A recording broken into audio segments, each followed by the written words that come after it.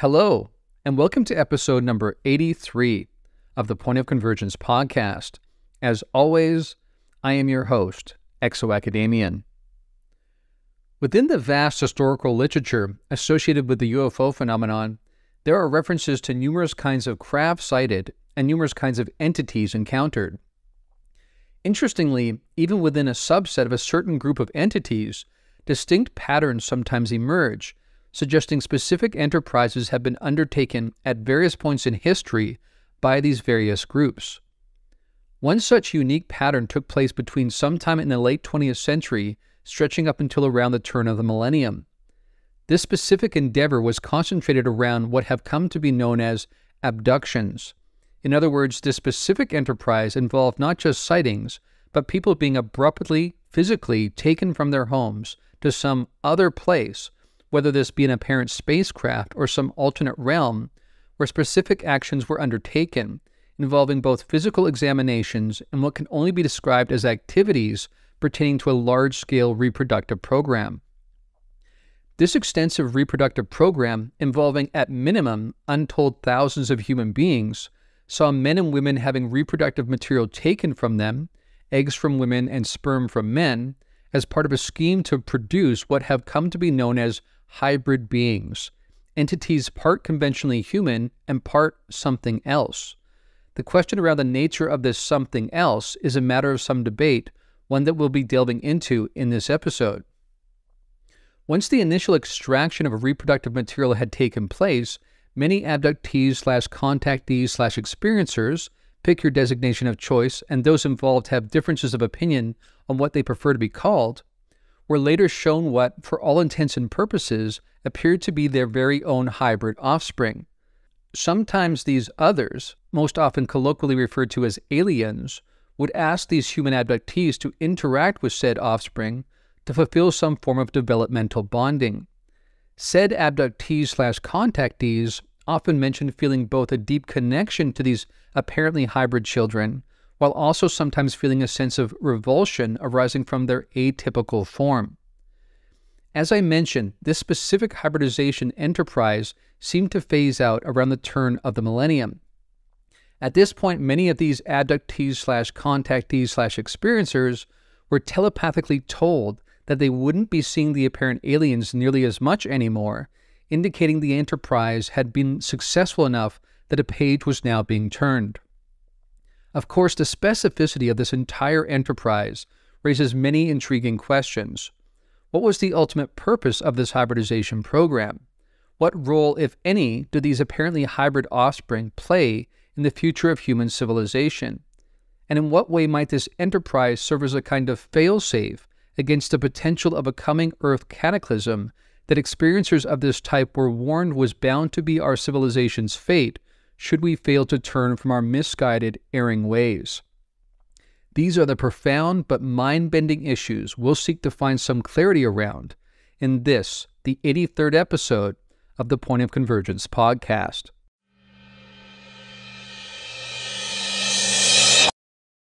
As I mentioned in the introduction, today we're going to be talking about alien abduction. At least that's what it's colloquially referred to. Much of the cases we'll be drawing from today are from Dr. John E. Mack's groundbreaking book, Abduction: Human Encounters with Aliens. As I also mentioned in the introduction, here we're referring to what seems to be a specific reproductive program, a hybridization program that was undertaken by some sort of apparently alien group from the late 20th century up until around the turn of the millennium. Which is to say, it's not that abductions in the broadest sense don't still happen, but this particular program did seem to have a specific lifespan that drew to a close sometime around the turn of the millennium. Again, as I said in the introduction, many of the abductees/contactees/experiencers actually experienced telepathic messages around that time at the turn of the millennium, saying that they would not be seeing these others so much anymore. And the implication was that this program had been successful and that now it was drawing to a close. Although there was hints perhaps that they would hear from them more later. And I would suggest that even some of those people have experienced more telepathic messages, especially more recently, which might be important, significant, pertinent to what we're talking about these days in terms of the possibility of a coming cataclysm, some final chapter in human history, or at least the potential of it, and if nothing else, the turning of a significant page in human history. Now, before we dive into cases from this book, we should just paint the picture historically here. This book came out in 1994. Again, the book is Abduction, Human Encounters with Aliens by Dr. John E. Mack. Now, what's interesting is that, of course, that was a very different time than now. We sometimes forget how different things are now as opposed to then. Now we're hearing about UFOs, UAP, and sightings and whatnot almost daily, even in some of the mainstream media. And the notion is that perhaps disclosure is not that far ahead, that we really are seeing moves in that direction. But looking back to the 1990s, that was not the case. Pretty much at that point, UFOs were still considered fringe. It was X-Files episodes, kind of enthusiasts and that kind of thing. And certainly the notion of alien abduction, actually being taken by alien beings up into spacecraft, and then having bizarre, sometimes seemingly ritualistic, hybridization, reproductive experiments taking place, was certainly not a mainstream notion. And so when people began to have these encounters, you can imagine how shocking it was to them, not just because of the uncanny nature of the experiences, but because there really was no precedent in human history. And because of that, of course, many of these people had nowhere to turn. When they tried to explain what was happening to family members, they were often rejected, and there was questioning about their mental health, of course, because this, again, was not on the radar for the vast, vast majority of our population. And so these people, while they tried to find different ways of dealing with this by going to different authorities and whatnot, it just wasn't something they could find. They couldn't find authorities that were willing to talk about this, who had any familiarity with this. Even official or semi-official groups like MUFON didn't really deal with this back then. This was all brand new in our cultural zeitgeist altogether. And I just want to make that point to remind us all just how discombobulating, terrifying, shocking these events were. Again, not just because of the nature of the events, which were shocking in themselves, but because there was nowhere to turn. This was not part of our cultural milieu at all. So again, these people felt very alone. And that's where someone like John Mack came in, because again, he actually listened to these people, and while he was a skeptic of this entire notion to begin with, because of his years of experience in research and as a psychotherapist, it became clear to him these people were rational, they were coherent, they were not suffering from any kind of psychopathology, they seemed to be recounting actual experiences, and certainly their body language and even their body output in terms of PTSD, post-traumatic stress symptoms, seemed to speak to the veracity of these claims. Something really did happen, even if it stretches our understanding of what is real. That's what he concluded, and he proceeded with that notion in mind.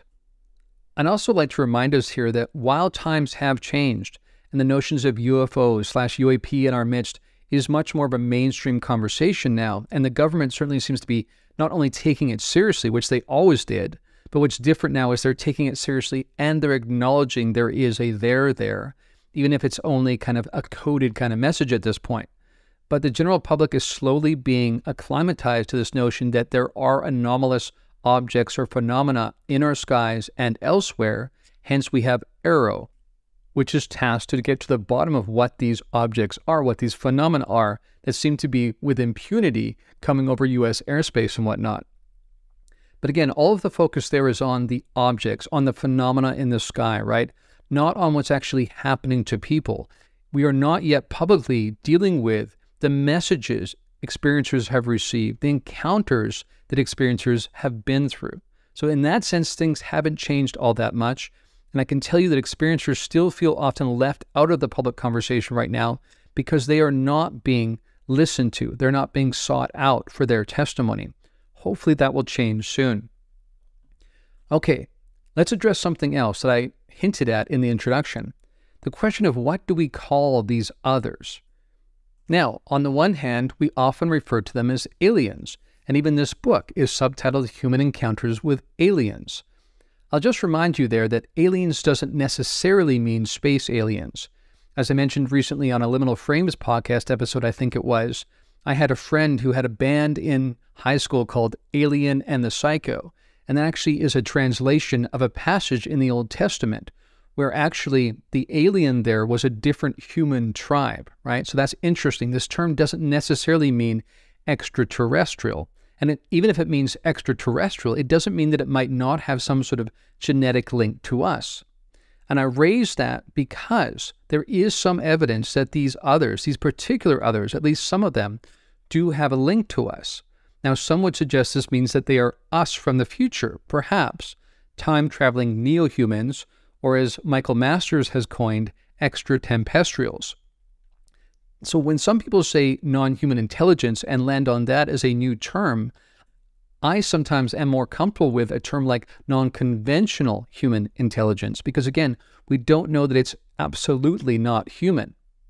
Even again, according to the lore of some of the Roswell crash material, there are hints that there was a genetic link between us and them in terms of the bodies that were recovered from the scene, which again raises questions around what does alien mean here? How could there be this link? Furthermore, we sometimes refer to them as visitors, but the thing is they may have been here as long as we have, perhaps even longer. And in that sense, they're not really visitors, although I guess you could argue that they are visitors to our consciousness in terms of our awareness of their presence. But nevertheless, you see what the challenge is in terms of how to refer to them. That's why I often opt for the others, just because they are in some way not exactly us, even if they're somehow linked to us. And so that feels like a term that is the best fit often, but not always. And again, it just points to the fact that because we're still trying to figure out exactly who they are, who we are for that matter, and how we may be linked, we're going to have challenges knowing exactly how to refer to them, and perhaps there is no perfect term. All right, so here we're speaking about alien abduction.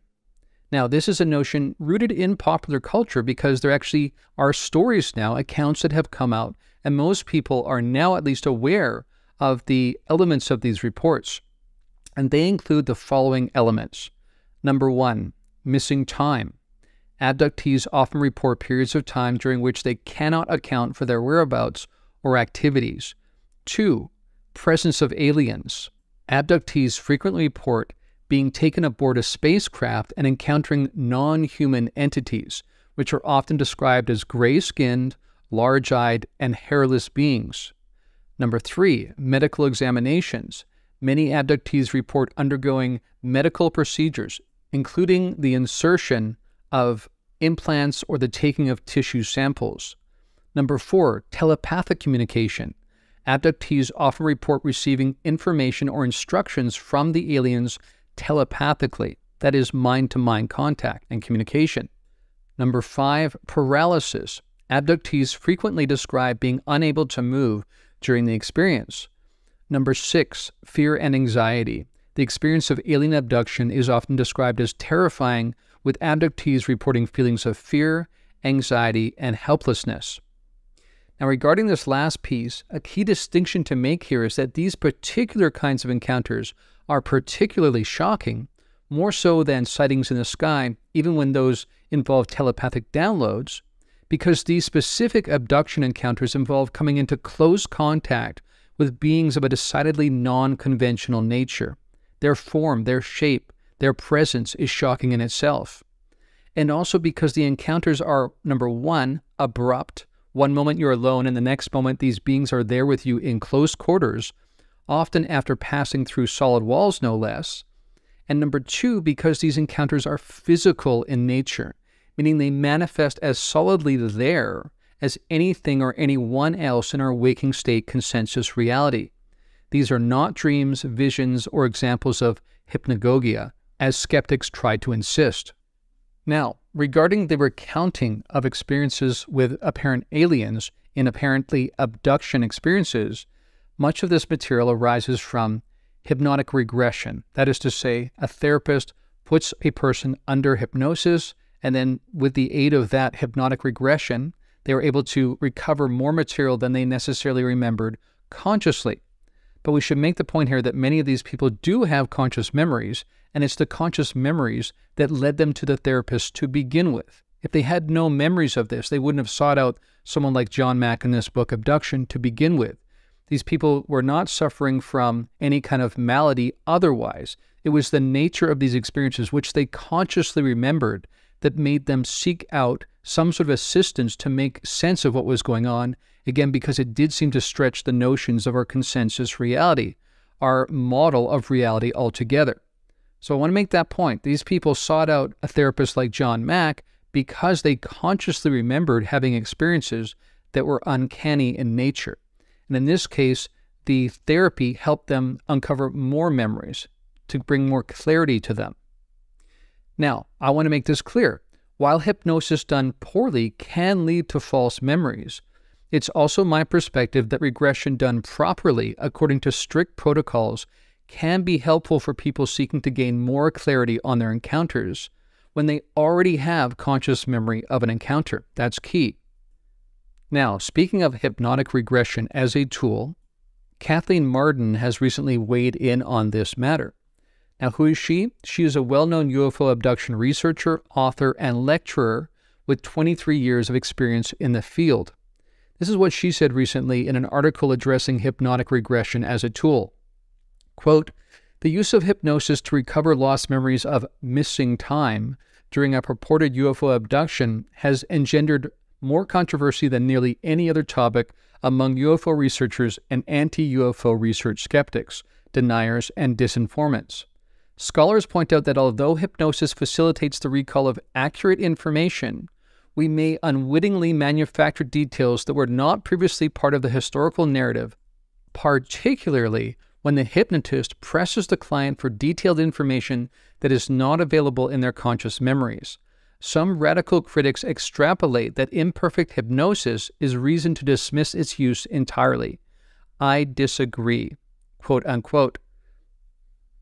Now she goes on to say, quote, "Hypnosis should not be used by investigators to determine if an individual has been taken to a non-human environment and developed amnesia for the event. We must rely on the witness's conscious recall and the physical and circumstantial evidence in support of the witness's statements prior to hypnosis," unquote.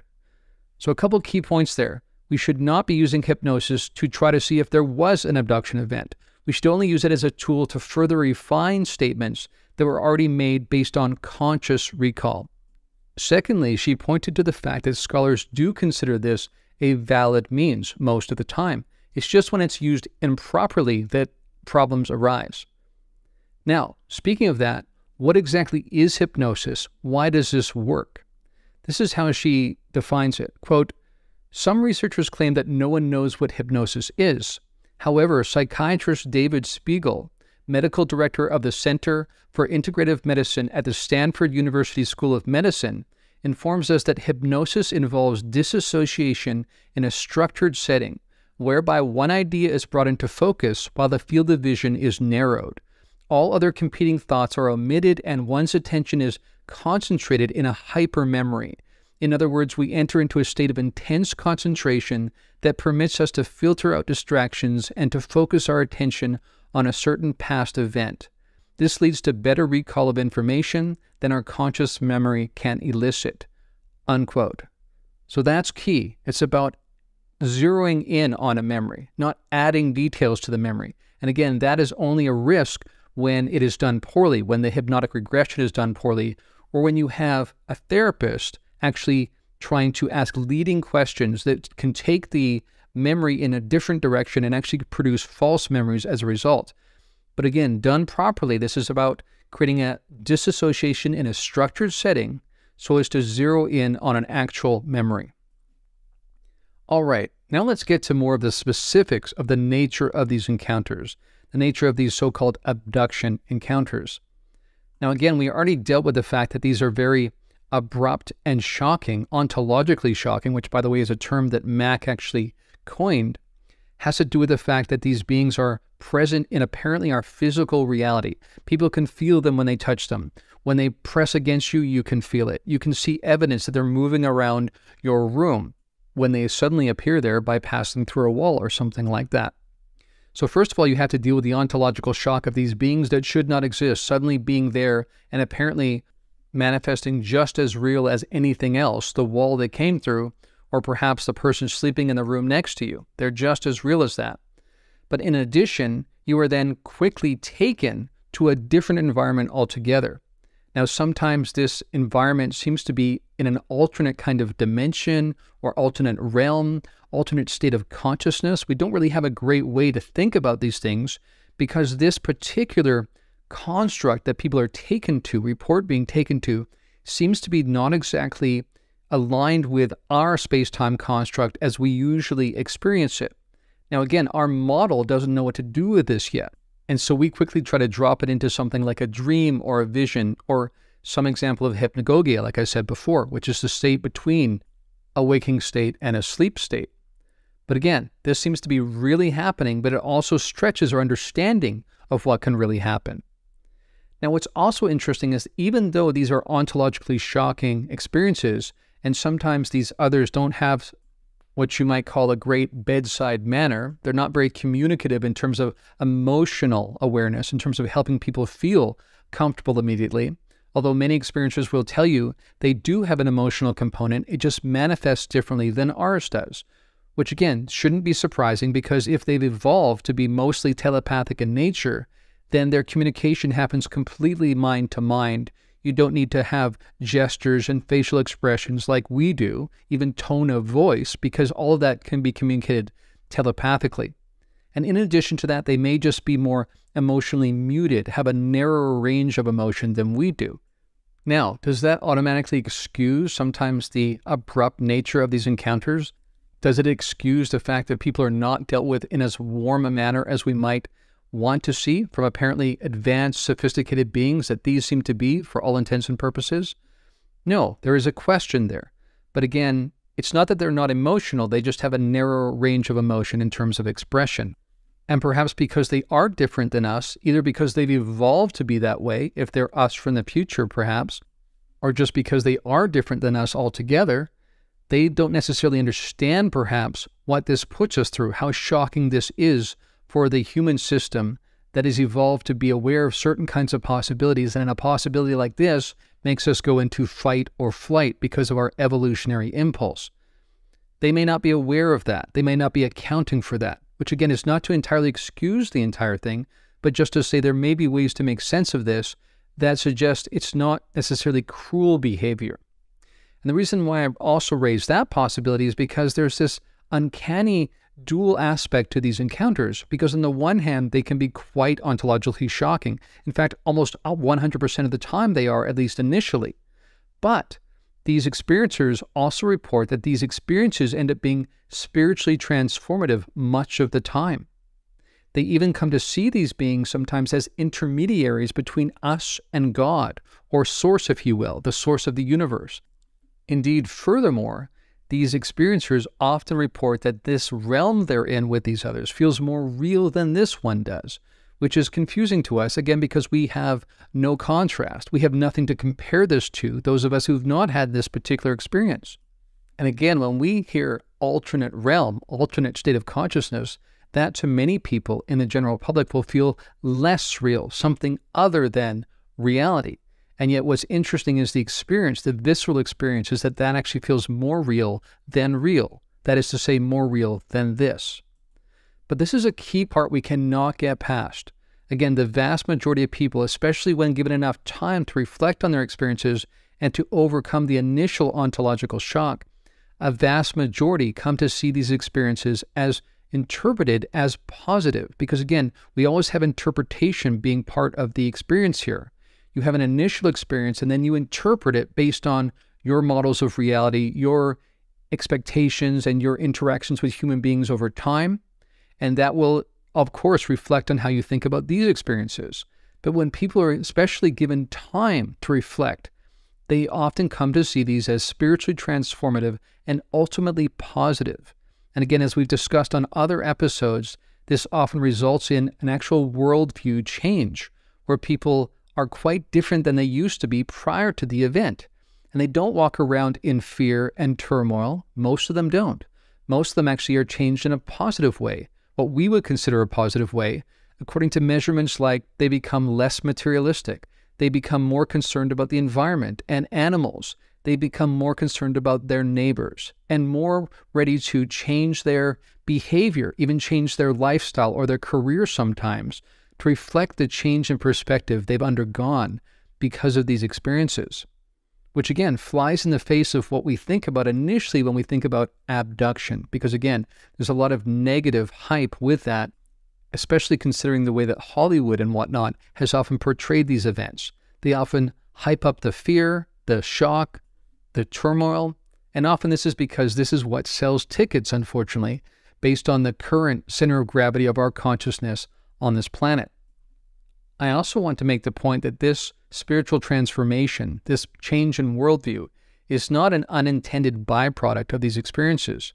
To the contrary, these beings, whatever they are, whether they're us from the future or an alternate version of us or a alien being altogether, they go out of their way to make it very clear to the human beings they're communicating with that human civilization is on a crash course, that if we do not change our current trajectory, bad things await us, and not because of some sort of punishment doled out by some sort of God or some higher intelligent being, but because this is just what happens when you embark on a trajectory that is doomed to failure, when you are part of a system that is unsustainable.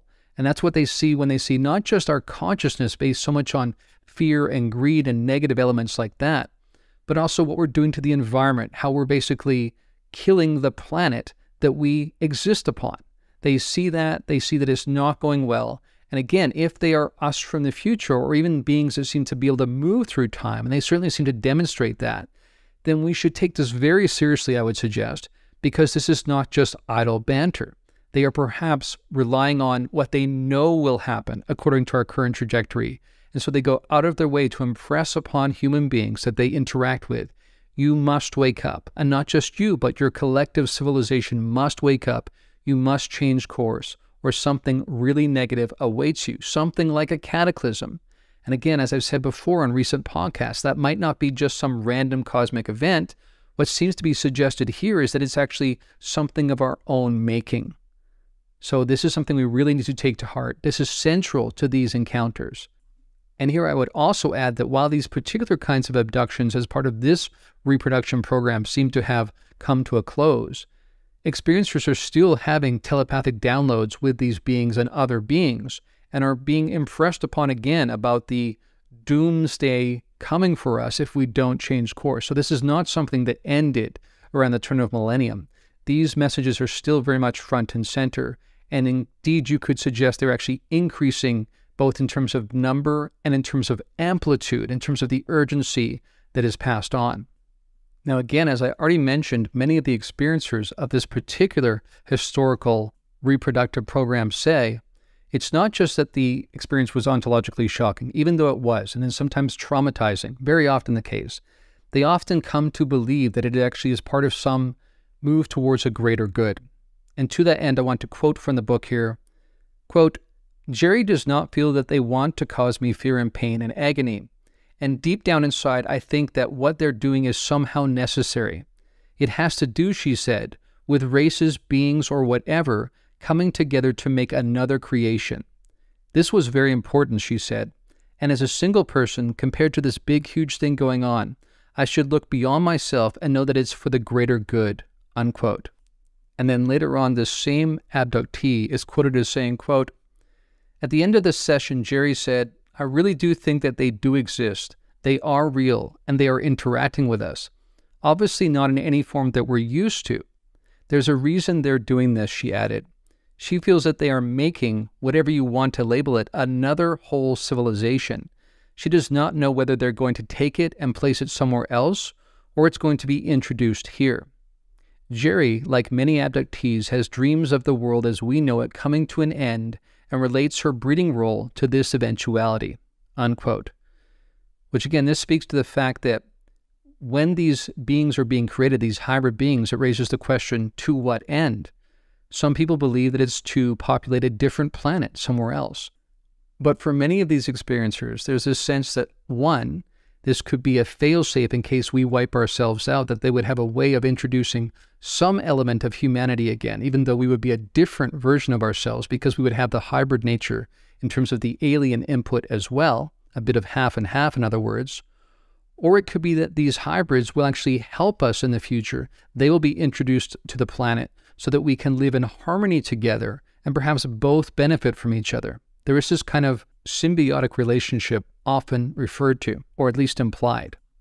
But at the same time, before we can get to this point in history where we could perhaps live side by side, they know that we have to overcome some of our fears, some of our fight or flight mechanism that's deeply part of the lizard brain that is part of our history.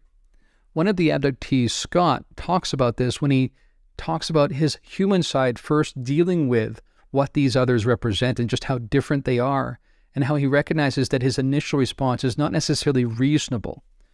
Quote, Scott grasped then why he had never wanted to look directly at the beings. With some struggle, he said, "My humanness doesn't want to see this." "What is this?" I asked. "Them, the human side," he continued, "cannot handle the other side. The human being in him reacts with fear, like an animal. They appear to be animals, and you act like a scared animal. It's instinct. Nevertheless," he emphasized, "humans must stop and realize that the aliens, whom as a child he called the Inkies because of their large black eyes, like ourselves, are alive. We need to learn that even though we look different and we think different, we're all life." Unquote. Now you notice there that he said the human part, which implies there being another part. And indeed, this is also a very interesting, intriguing part of the narrative when it comes to the historical literature to do with abductees. Many of them come to believe, realize that they actually have a hybrid nature themselves, that they have a different kind of persona, sometimes a different history from a different lifetime even, as a part of one of them, quote unquote, one of these others. They even have memories sometimes of experiencing life as one of them, and can even experience how they relate to life differently. This is what he says at one point about what perhaps happened to them that made them so wary of the course that we are on. Quote, "At this point in the session, Scott shifted to perceiving from the alien perspective, and he saw the Earth as a blue body below him. He had chosen to come here from another planet because it was, quote, closest to where we're from, unquote. He did not know the name of that planet, but it was yellow, mostly desert, and lacking water. Once there had been trees and water, but something having to do with science, he does not know just what, went wrong, and his people went underground. Scott felt sick inside and sobbed as he told of how science destroyed our planet." Naturally, I was curious to know if Scott had any other further information about how this had come about, but he did not, except to observe that somehow the alien species knew before the destruction occurred, but seems to have been powerless to prevent it. After the regression, he recalled that the destruction had occurred because of something they made they couldn't stop, and that on their planet, the aliens live in an artificial environment, unquote. So again, this is very interesting. You could look at this different ways. You could say this is actually a different planet, and these really are extraterrestrial beings in the purest sense of that term. Or you could perhaps even suggest that they are us from the future in an alternate Earth, or the Earth in a different timeline, or just a future Earth, and that what they're referring to is actually them experiencing the consequences of our actions to some degree. And that, again, would speak to why they're so pressing about this coming cataclysm, this problem that we do face if we don't change the course of our current trajectory. Now, speaking to this possibility that they could be us from the future, or at least related to us in some way, there are actually times that abductees that are part of these regressions that Dr. John Mack is conducting actually refer to this notion of the future being referenced in their contact with these beings. Quoting again from the book here, quote, "In the months prior to our first hypnosis session on August 11th, 1992, Jerry continued to have abduction experiences, including one episode just 3 weeks before in which she consciously recalled seeing a UFO close up and being taken by humanoid beings whose attitude she felt was loving and benevolent into the ship. There she saw shelves with instruments and vials, was seated on a chair or table, and had a complex dialogue with aliens she felt were, quote, beyond what we would think is intelligent or even genius, unquote." Continuing with the quote here, quote, "One of them explained that they came from so far into the future that she would not be able to comprehend. Jerry remembers saying to herself, 'This is great. I can see everything and I am so aware.' In her journal, she concluded, 'I was convinced beyond a shadow of a doubt that what I was experiencing was real. They looked at me with their loving and all-knowing smile and simply said, yes. I then said, well, if this is real, then I am somehow living a double life. I had a feeling there was a definite reason that I and others like me were not aware of this other reality, at least not as aware as we are about this reality we have here and now." Unquote. Again, this speaks to the dual nature that some of these abductees end up experiencing after being in contact with these others, where they themselves even feel like they have another capacity within them, another persona that comes online sometimes, at least fully online, when they're in the presence of these others. Now, as many people realize, part of these abduction accounts also involve human beings being shown apocalyptic images of the earth, cataclysmic images, where the earth seems to be in great distress, and often the implication is because of the actions of humanity, that our actions create this kind of scenario in the future. Now, at one point, one of these abductees actually asks about these theatrics, as she calls them. Why do they use these theatrics to communicate with us? Because sometimes it's not a literal thing, sometimes it's more of a symbolic thing, even if the end result really does mean cataclysm, disaster, etc. Quoting from the book again, quote, "She asked the aliens why they needed to use such theatrics to show her this, and their reply was, to make you understand, to comprehend the implications, to put you in the right frame of mind." And I'm kind of like, hey, now we're getting someplace. She also seemed to learn from this episode that certain emotions like love, caring, helpfulness, compassion are the key, whereas others like anger, hatred, and fear are not useful, especially fear. Fear is like the worst one. They were trying to get me to get over fear, and that's why they were trying to scare me so badly, because I would eventually get sick of it and get over it and get on to the more important things, unquote. Now again, perhaps some people would question this bedside manner, question if this is the best way to do it. But what she seems to gather from these experiences is they were actually trying to sort of shock her into a new level of awareness. And it is true, even when we look at some of the data around other kinds of transformations that lead to worldviews changing that have nothing to do with the UFO phenomenon or aliens, as it were. Often it is trauma that puts people into a frame of mind that allows for this catapulting into an entirely new way of seeing themselves and the world around them. So that seems to be part and parcel of what's going on here, that some of the shock is actually intended not just because it's an unfortunate byproduct of what they're doing as part of the hybridization experiment, but it's also meant to create a new level of awareness, a breakthrough. And even as Whitley Strieber's talked about, the greatest possibility of transformation in the history of humankind. Now, getting back to this notion of them somehow being us, perhaps us from the future, or some alternate version of us, this is often referred to. And there's also this sense that perhaps in their evolutionary trajectory, they have taken a wrong turn that they're also trying to course correct. And this is part of what's in aim with this hybridization program. It's not just to change some of our negative tendencies, but also perhaps to change some of theirs, or to recover things they've lost along the way. Quoting again from the book, quote, "I asked Peter how our loving or open qualities might serve the beings. They are human too," he suggested, "and in their own evolution have followed the path of almost rational intellectualizing and lost much of their emotions, and they want to get that back. And it's through our planet and through our race. They are humanoid," Peter said, "and we're evolved from the same place. But we've stayed in our emotions, and our emotions have ruled the planet. How we react as a race comes from our emotions. In their evolution, they chose to react from intellect or from mentality. They're willing to share their intellectual growth with us if we can share our emotions with them. But at the same time, they are afraid of the destructive part of our emotions. It could be a beautiful marriage almost," Peter observed, unquote. Again, this speaks to the possibilities of the intention behind this hybridization program. One possibility is that it's to deal with the possibility that we might wipe ourselves out, and they would have a way of repopulating the planet or repopulating a different planet with something that was basically human, even if it was a hybrid human. But there's also this possibility that even if we don't get to that point where we blow ourselves up, that this could create a possibility where there would be a new kind of hybrid being that would have the best of both races. That seems to be very much at the center of this, and we should consider both possibilities moving forward. Now, in terms of moving forward and what they have to offer us, again, what's implied here and what many abductees speak to is that they have a vast and sophisticated understanding of reality that makes ours pale in comparison. So they have much to offer us in terms of realizing much more about the nature of reality. And speaking to this very point, John Mack is quoted as saying in this book, quote, "Quite a few abductees have spoken to me of their sense that at least some of their experiences are not occurring within the physical space-time dimensions of the universe as we comprehend it.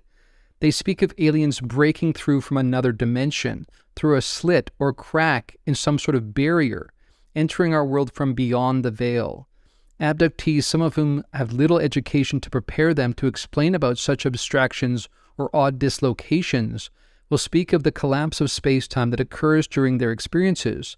They experience the aliens, indeed their abductions themselves, as happening in another reality, although one that is as powerfully actual to them as or more so than the familiar physical world," unquote. Again, this speaks to the fact that not that this happens outside of reality, but that our notion of reality is truncated, limited, that what they have to give us is a much broader expanse in terms of our understanding. And I would suggest to you that this greater understanding could help eclipse the current physicalist paradigm in which we all seem to be trapped, which is partly causing some of the problems we have as a civilization that seems unmoored from our underlying, overarching spiritual connection to all that is. Indeed, that's what many of these beings, not just these ones, but other ones that are reported as being interacted with, very often say that they feel sorry for humanity because we've lost that sense of being connected to Source. And that's leading to part of the collective insanity we're engaged in our current affairs, which is leading to so many of our problems, perhaps even, I would suggest, leading to this cataclysm that these others are warning us about. And to that point, here's another quote from the book. Quote, "At the same time, as I noted, abductees become open to the presence of a divine source, which fills their being and gives a sense of connection with a universal consciousness from which they have come and to which they will return. Past life experiences, which extend the sense of self over time in both embodied and unembodied form, create a further expansion of the feeling of what it is to be a human being. Finally, the peculiar sense that many abductees gain during the regressions that they have a dual human/alien identity reinforces all the above processes. For the alien self is felt to be a kind of missing part, a soul linked to the universal source or consciousness, the anima mundi from which they have been cut off," unquote. Towards the end of this book, Max spends some time reflecting on how his perspective on the so-called UFO phenomenon has changed because of his experience with these experiencers in these regression sessions, getting to know these people, getting to become familiar with the overarching themes that arise from these encounters. And he says the following, quote, "I am often asked why, if UFOs and abductions are real, the spaceships do not show up in more obvious form. Why don't they land on the White House lawn, is the reigning cliché. The most popular answer to this question among those who take the phenomenon seriously is that the aliens do not dare to manifest themselves more directly. Government leaders would panic, might attack them, and surely would not know how to avoid scaring the rest of us. I believe that there is a better answer to this question, one that is more consistent with the information contained in this book. The intelligence that appears to be at work here simply does not operate that way. It is subtler, and its method is to invite, to remind, to permeate our culture from the bottom up as well as the top down, and to open our consciousness in a way that avoids a conclusion that is different from the ways we traditionally require. It is an intelligence that provides enough evidence that something profoundly important is at work, but it does not offer the kinds of proof that would satisfy an exclusively empirical, rationalistic way of thinking. It is for us to embrace the reality of the phenomenon and to take a step forward, appreciating that we live in a universe different from the one in which we have been taught to believe," unquote. And at the very close of the book, Mack again reflects on how them being here at this point in history had to do with the fact that we are on a course, a collision course, if you will, and that their communication with us, to us, was partly intended to perhaps change this course. But again, it being up to us ultimately what we will do with this information.